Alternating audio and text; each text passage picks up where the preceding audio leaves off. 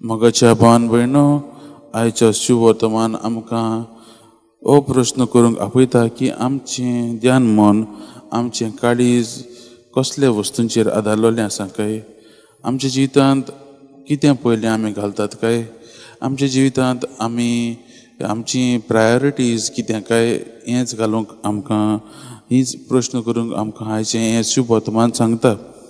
कित्याक जेजून आमी पळयल्लें कालच्या काल म्हणल्यार हेच्या पयलीं ह्या शुभ वर्तमाना पयलीं जेव्हा जेजून लोकांक 5,000 लोकांक उंडे तांकां जेवण दिल्लें, उंडे आनी मासऱ्यो. आनी हें पळोवन मोगाचें भावन भयणो लोक धादोशी जाल्लो.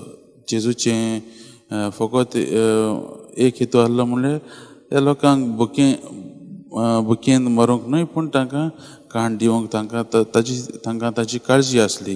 जेजूक तांची काळजी आसली. पूण मोगाचें भावन भयणो आयज आमी पळयता हे लोक जेजूक सोदीक लागतात. कित्याक जेजूक ही मिलाक करता ते पळयल्ली आनी तांकां खावंक मेळटा म्हूण ताणें जेजूक ती सोदूंक लागलेली. पूण जेजूचो हेतू जावन आसलो ही मिलाक करून आपूण खरो देवाचो पूत म्हूण दाखोवंक, ताचो मेन हेतू. पूण तरी आसतना ती त्या जेजूक देवाचो पूत मानून घेवंक म्हूण पूण तो मिलाग्र करता. तो एक मॅजिशियन कसो ती ताका मानताली.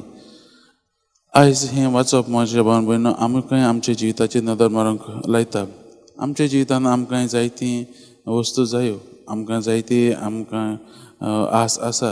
आमच्या जिवितांत आमकां घडये बरे तरेन रावंक जाय, बरें घर जाय, बरी गाडी जाय, मोबायल आनी सगळें जाय.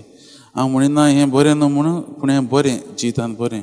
पूण आयज जेजू आमकां म्हणटा हें घडये बरें, पूण आमी आमचें जिवीत, आमचें ध्यान मन, आमचें काळीज सासणीक वस्तूंचेर आमी आदारूंक जाय. आमी देवाचेर भावार धरूंक गरजेचो. आमी आमच्या जिवितांत तगता तसले वस्तूंचेर आमी आदारूंक जाय म्हूण आयज जेजू आमकां सांगता.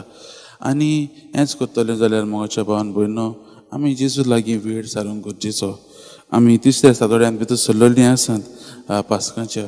आनी जेजू आमकां हीच शिकवण दिता की तो जावन आसा खरो देवाचो पूत आनी तेजेरूच आदारून आमी आमचें जिवीत चलोवंक जाय.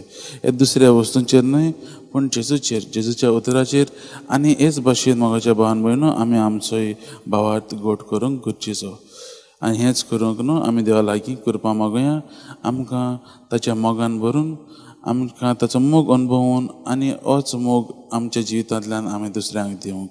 हें जावन दी आमचें मागणें आयच्या दिसाक.